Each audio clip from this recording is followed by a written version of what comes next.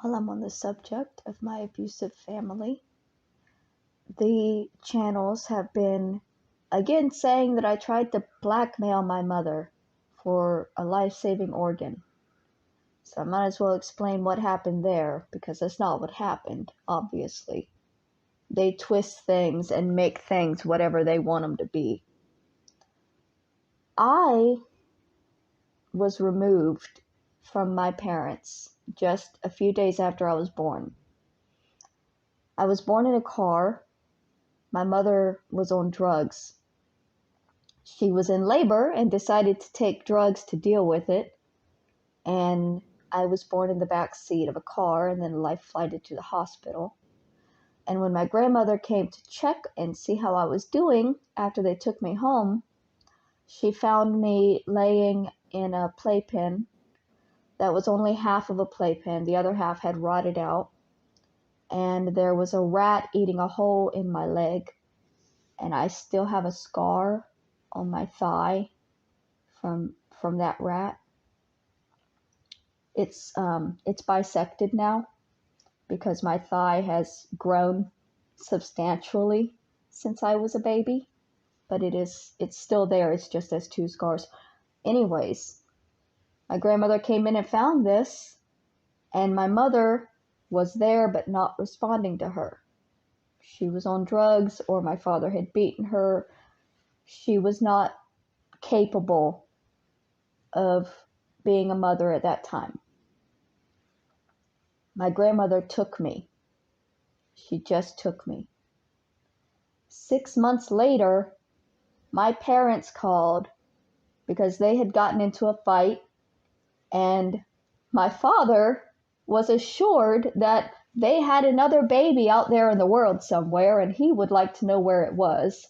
And my mother kept insisting that if she had a baby, it would be there, and she would remember it. Eventually, they decided to call my grandparents and inquire about this missing child. That was me. And then they took me back home for visits. But I wouldn't stay for more than a weekend or a holiday. And I would always come back in a bad state. My grandmother found out when I was about 4 that I was being touched down there. She brought me home after a holiday, and I didn't want to be bathed, and I was very red and sore down there. I had no emotional attachments to my parents because of this, because of being separated from them for so long and the environment that they lived in when I was returned. I never bonded or grew any emotional attachment to my parents or to my sisters. I loved my little brother, but it was very hard not to love him.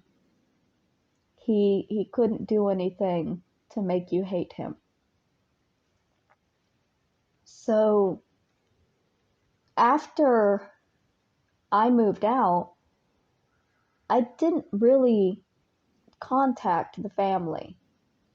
They let me know when Dad killed himself and when little Ronnie died. And my mom lived with us for a little bit with me and my grandmother, and it was a bad experience.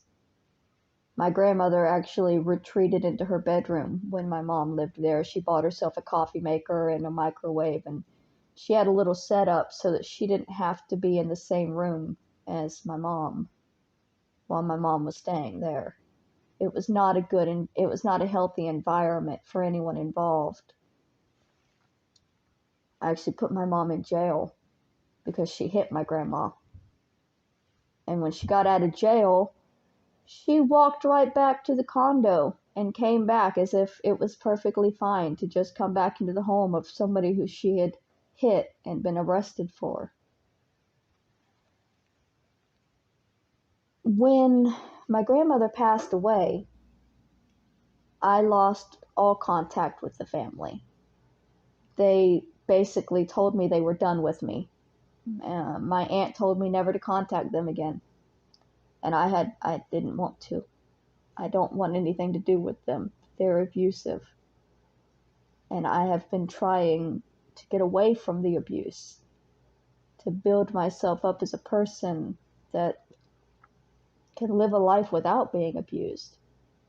Because I had grown so accustomed to it that not being abused was weird to me for a very long time.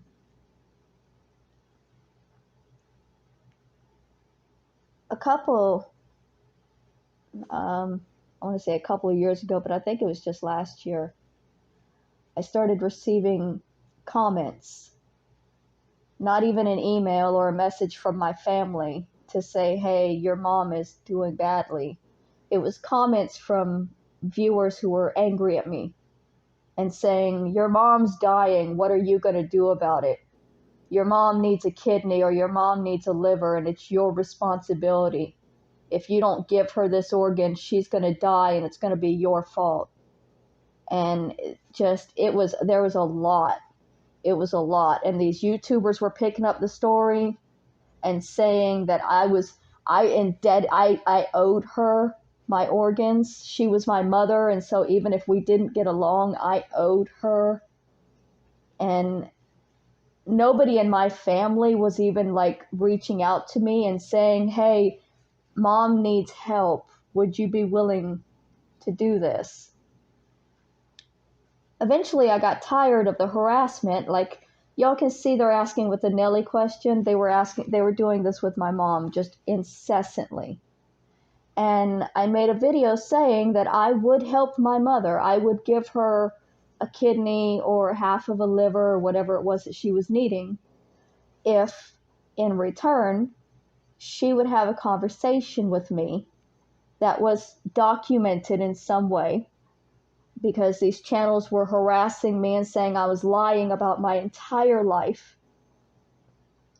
And so I thought that it would help if she would have an honest conversation with me that I could share with these channels to prove that I was not lying about what I went through.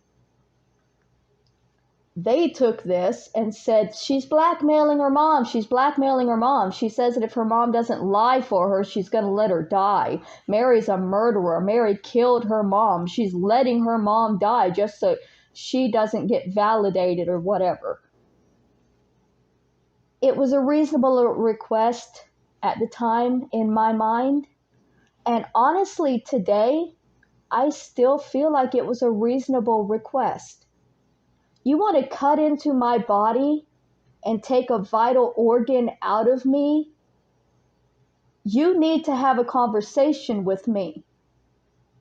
This woman had not spoken to me in 5 years. She knew I was homeless and never reached out to say, are you okay? Do you need anything? Do you need your mother? While you're living in a truck, do you need your mother for anything? She never reached out. She never called me. She never emailed me. She never messaged me. She didn't bond with me, and I didn't bond with her. And it was mutually understood that we did not care about each other.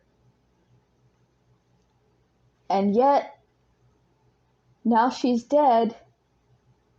It will forever be my fault because I did not let a doctor cut into my body and take out an organ to give to her with absolutely nothing in return. No validation or love or communication, just, here you go, here's my kidney, have fun drinking it to oblivion. I'll go away and be homeless or be whatever it is that I am at the time, and you'll never communicate with me again. That didn't seem fair to me. And for once in my life, I am beginning to think about what is fair to me. If somebody wants one of my vital organs, I have the right to ask for something in return, be it money or communication or love. or validation, you're talking about cutting into my body and taking years off of my life, decades. I have the right to something in return for that, and I will not be shamed for feeling that way. So that's what happened with my mother.